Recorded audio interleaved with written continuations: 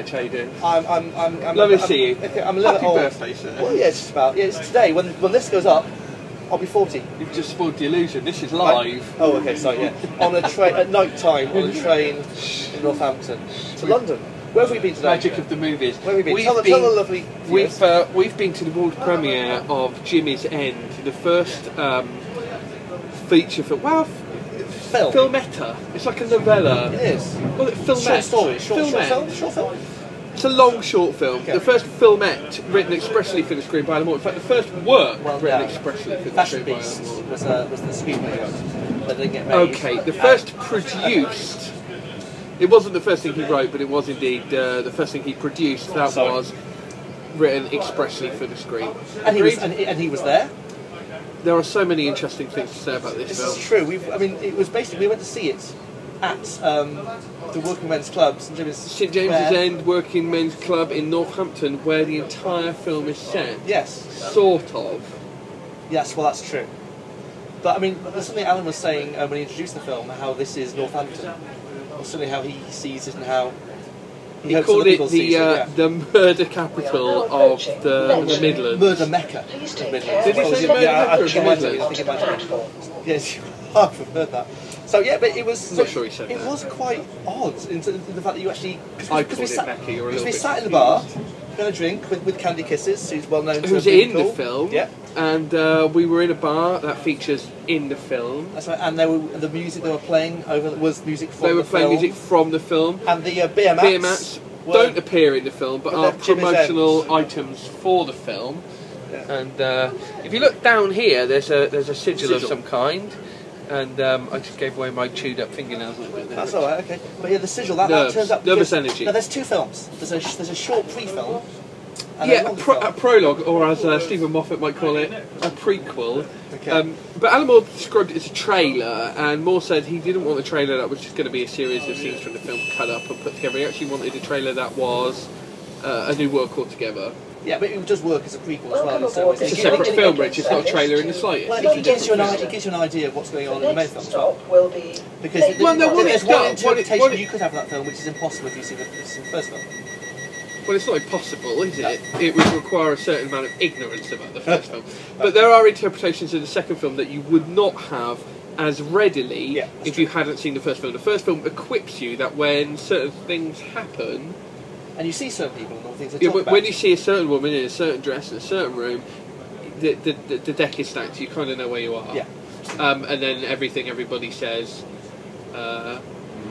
reiterates this. So I'm looking into your eyes, and I should look at the camera a little more. Yeah, but so it's a film. Now, see, because you know all about film, I don't know a few things about comics.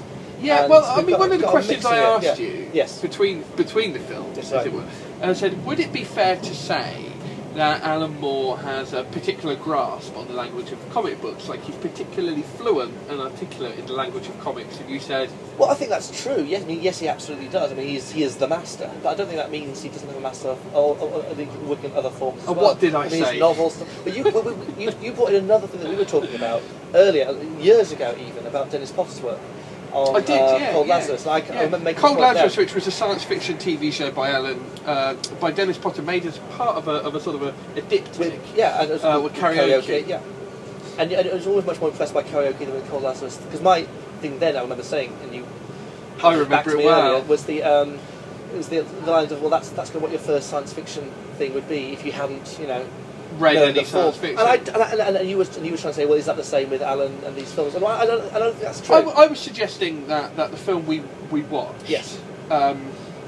Which one, both, or the one we've seen at this point, which is a film called Act of Faith. You can watch it online, and we'll make sure there's a link there for you to all see it. Down there. But it's below this video. Okay. Yeah. Right. It's the top one of those two links.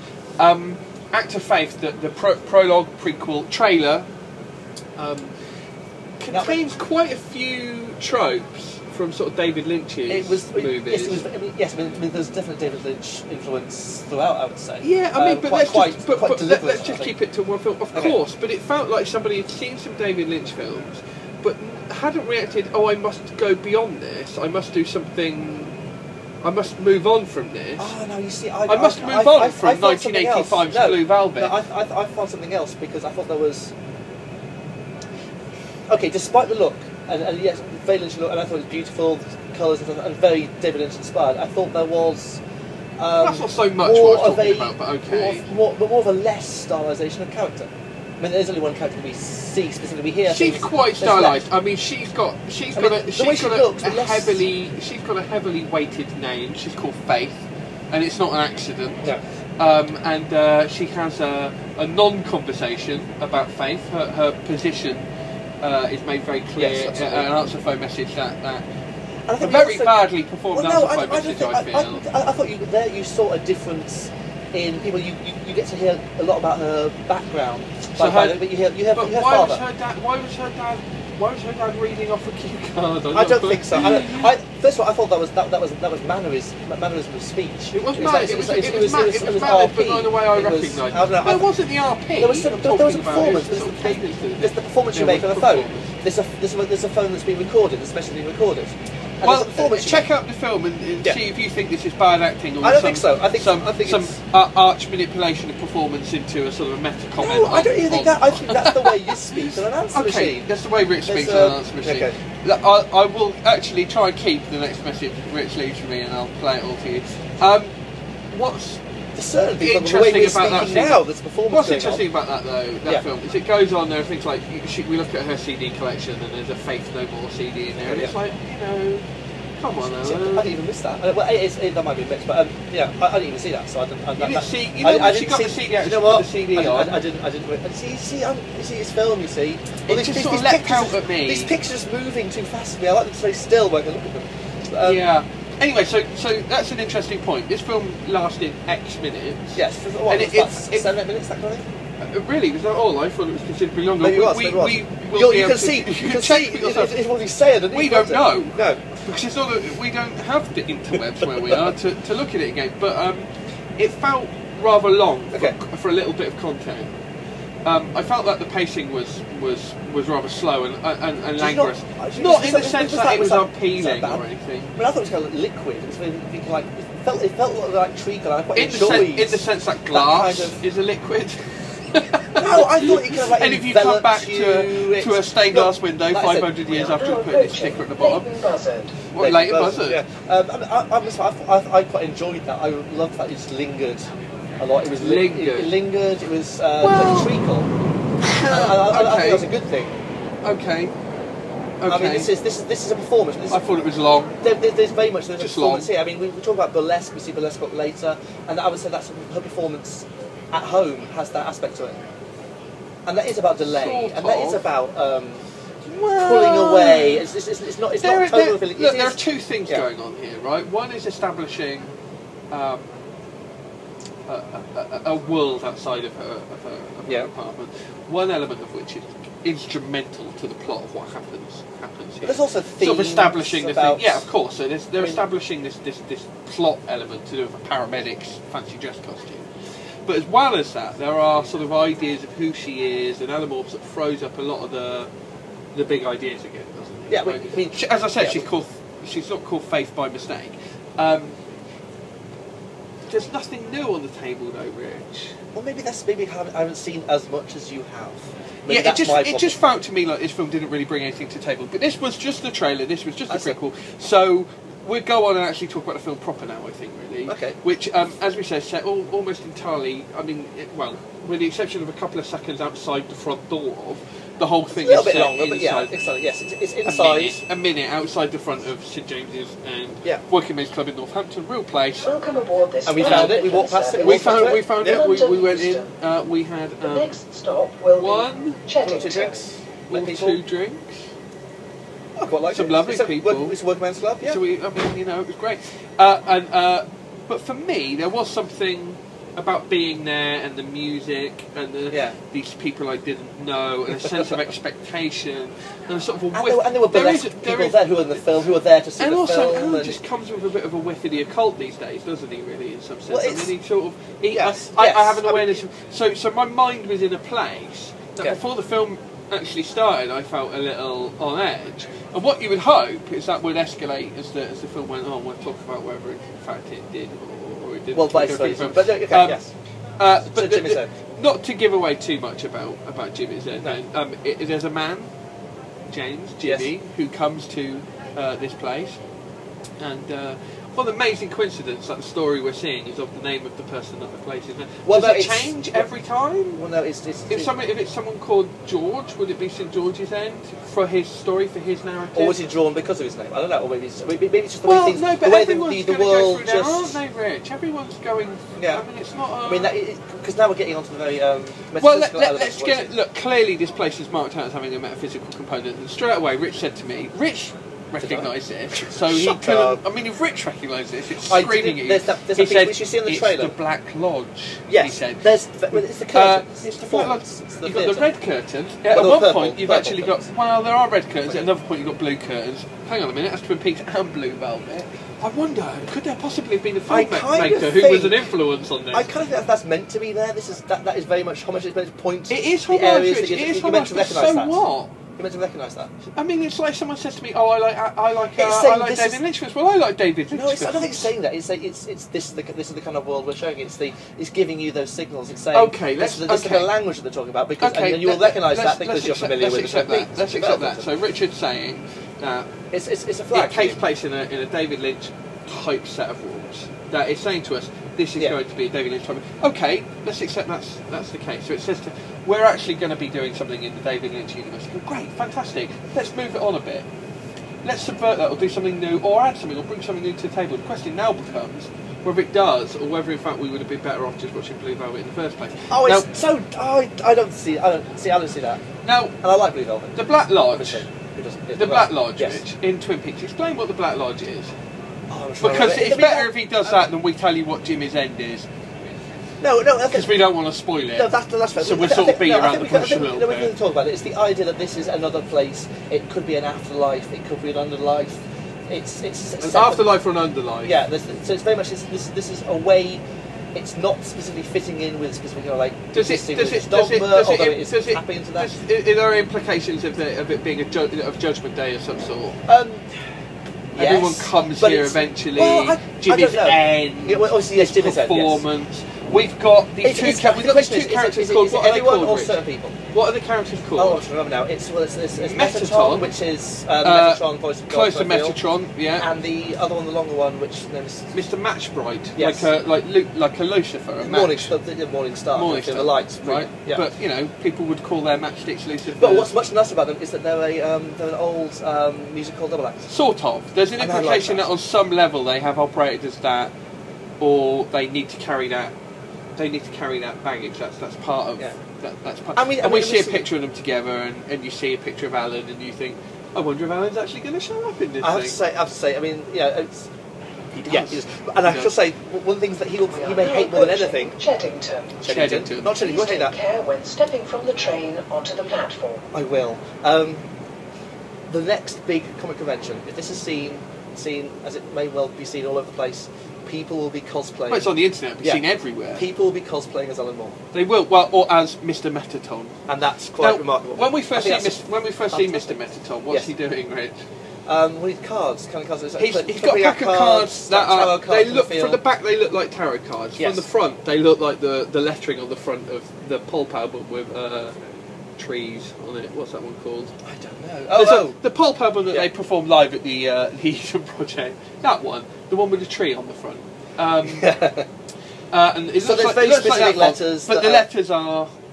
What you can say. G, T, C, and A, which anybody who knows anything about genetics knows that, the letters that make up Gattaca. No, that's why Gattaca's called Gattaca. I did not know that. There you go. I've learned something. Yeah, but I mean, the things that's all the aspects of it. I mean, what else is going on in Jimmy's End? Because it's a place of abuse. It's a place of seduction.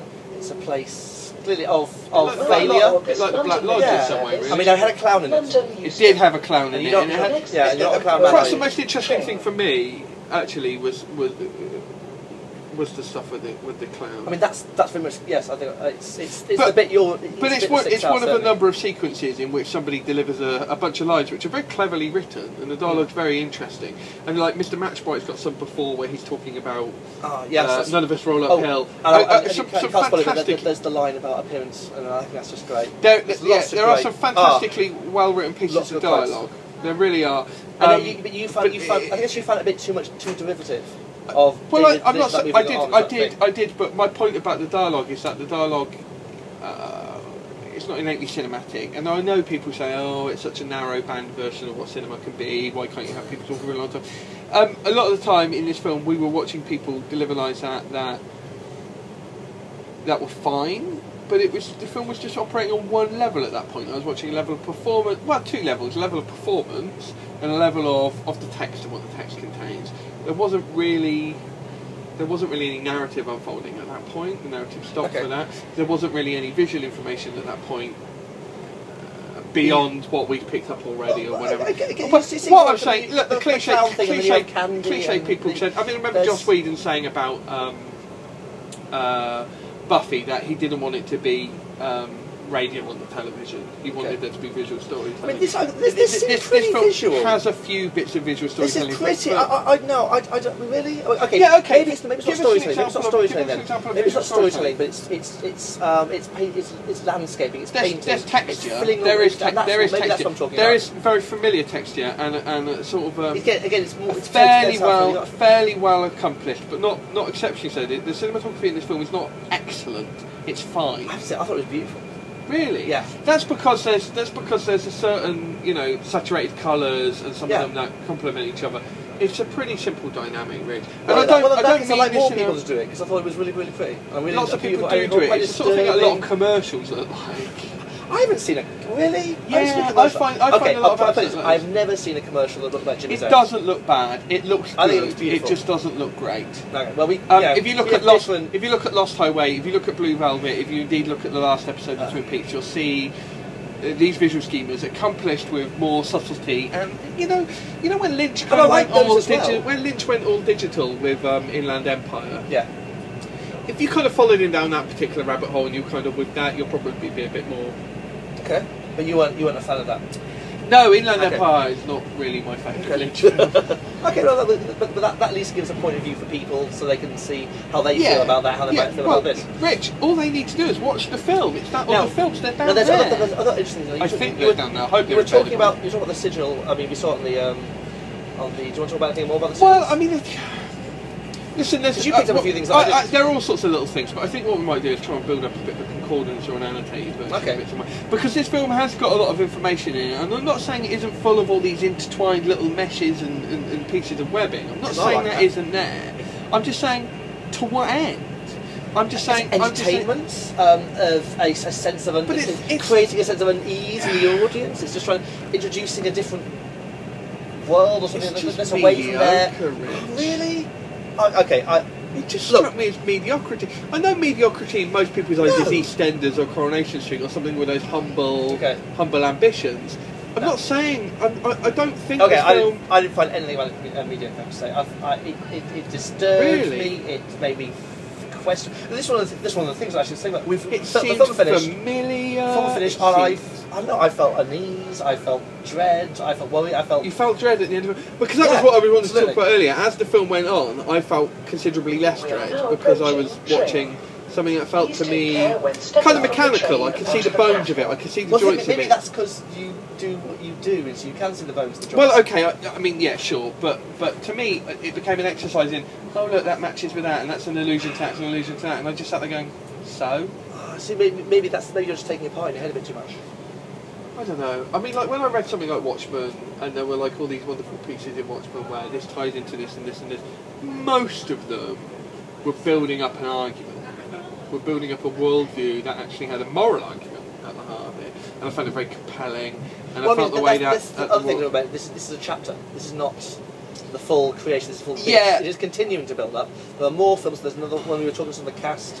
There are films that will relate to this in a way that it's trailer related. Well, there's very specifically the scene that we saw. We were told this. The scene that we saw outside. There's a deleted scene from this that's been turned into a film in its own right. Well, no, I don't think it wasn't a deleted scene. It's a third film. I was chatting to the people. I mean, so was I, and I heard what he said. Okay, right, all right. But this is a fourth. This seems to be a world that he's building in pieces, and it's not just going to be film. He's talking about other projects as well, and this is. We're seeing aspects of it.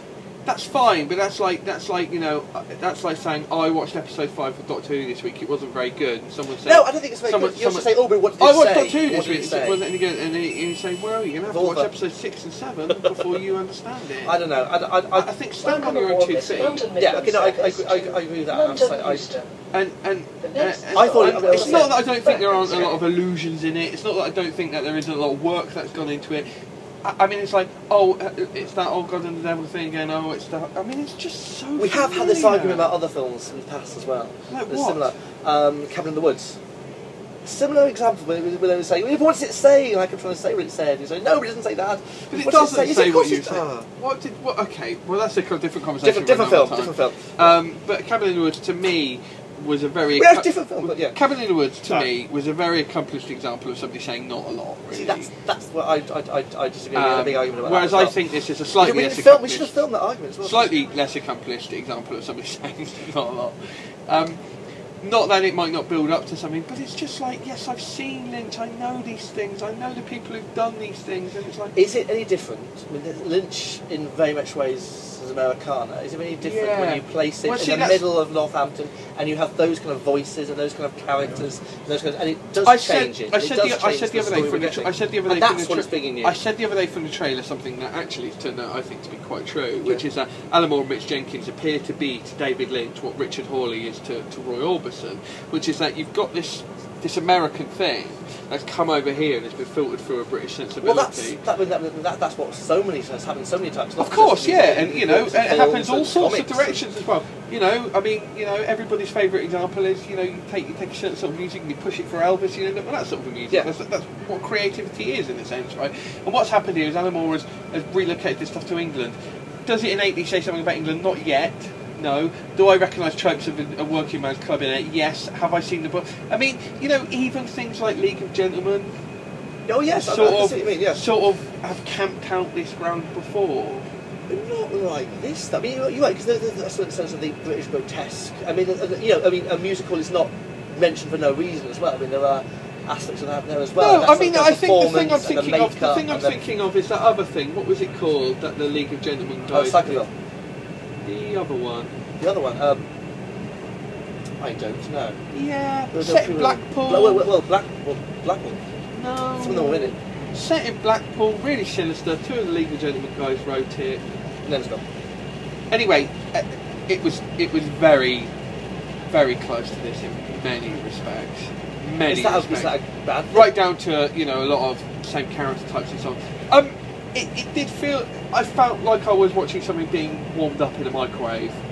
Really? Tonight, yeah. That's a shame. I didn't feel like I was watching... But I got... You know, it's like... you got a lot of good ingredients and you put them in a bowl and you put it in the microwave. I got... A blossoming dark rich rose. Yeah, what does that actually mean, Rich?